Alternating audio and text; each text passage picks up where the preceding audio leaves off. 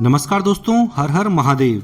दोस्तों, हमारी वीडियो में बहुत सारे लोग पूछ रहे थे कि केदारनाथ मंदिर के आसपास भंडारे कहाँ पर होते हैं और होटल में खाने पीने का क्या रेट रहता है। तो दोस्तों, आज की वीडियो में मैं आपको बताऊंगा कि केदारनाथ मंदिर के आसपास आप कहां पर भंडारे में निःशुल्क भोजन कर सकते हैं। क्योंकि दोस्तों, मंदिर के आसपास खाना बहुत ही महंगा रहता है और हर किसी का बजट इतना ज्यादा नहीं होता। इसी को देखते हुए केदारनाथ मंदिर के आसपास श्रद्धालुओं के लिए बहुत सी जगहों पर भंडारे की व्यवस्था भी की जाती है, जहां पर सभी लोग स्वादिष्ट भोजन ले सकते हैं। तो दोस्तों, केदारनाथ धाम जाने के लिए आपको सबसे पहले आना होता है सोनप्रयाग में। तो जब आप सोनप्रयाग आते हैं तो यहाँ पर भी भंडारा आप खा सकते हैं। सोनप्रयाग में बाइक और कार की एक पार्किंग है, यहीं पर एक निःशुल्क भंडारा होता है। यहाँ पर ये लोग कई सालों से भंडारे का आयोजन करते हैं, जो कि सुबह से लेकर शाम तक चलता है। किसी से भी आप यहाँ पर पता करेंगे कि भंडारा कहाँ पे होता है सोनप्रयाग में, तो आपको कोई भी बता देगा कि सोनप्रयाग में भंडारा कहाँ पर होता है।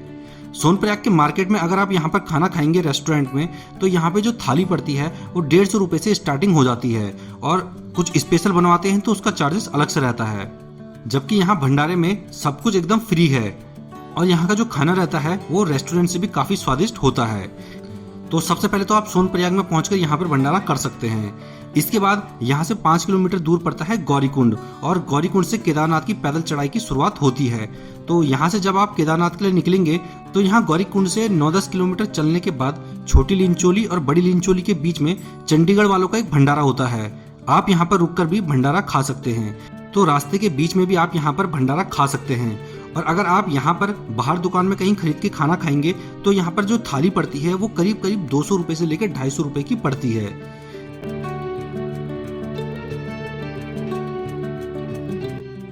इसके बाद जब आप ऊपर मंदिर तक पहुंच जाते हैं तो यहाँ पर खाने का रेट सबसे ज्यादा है, क्योंकि यहाँ तक राशन पहुंचाना सबसे ज्यादा टफ है, सबसे ज्यादा कठिन है। इस वजह से सबसे ज्यादा जो महंगा खाना पड़ता है वो केदारनाथ मंदिर के आसपास ही रहता है। यहाँ केदारनाथ मंदिर के आसपास करीब 250 रुपए की सादी थाली पड़ती है, जिसमें रोटी सब्जी दाल चावल होता है। लेकिन यहाँ पर 2 जगह भंडारा भी होता है। तो अगर आपका बजट कम है और आप निःशुल्क भंडारा खाना चाहते हैं तो आप केदारनाथ मंदिर के आसपास भी 2 जगह भंडारा खा सकते हैं। तो जब आप केदारनाथ मंदिर में दर्शन करने के बाद भैरव मंदिर की ओर जाएंगे तो रास्ते में ही 50 मीटर की दूरी चलने के बाद आपको यहाँ पर एक भंडारा दिख जाएगा। यहाँ मंदिर में आने वाले ज्यादातर श्रद्धालु यहीं पर भंडारा खाते हैं।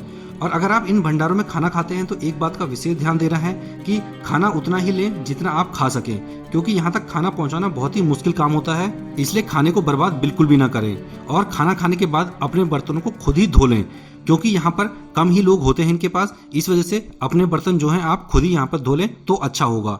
इसके बाद यहाँ से थोड़ा सा ही आगे भैरव मंदिर के रास्ते में एक और भंडारा चलता है। यहाँ पर भी बहुत ही स्वादिष्ट खाने बनाए जाते हैं। तो आप इन दोनों जगहों में से किसी भी जगह पर खाना खा सकते हैं। ये भंडारे अलग अलग संस्थाओं द्वारा चलाए जाते हैं, और ज्यादातर भंडारे मई से लेकर जून तक ही चलते हैं। और ये भंडारे भी सुबह से लेकर शाम तक चलते हैं, अलग अलग टाइमिंग होती है इनकी। तो जब आप वहाँ पे जाएंगे आपको टाइम पता चल जाएगा, क्योंकि एक बार सुबह चलता है, उसके बाद एक बार दिन में और एक बार शाम को। तो इस तरह से 3 टाइम यहाँ पे भंडारे चलते हैं।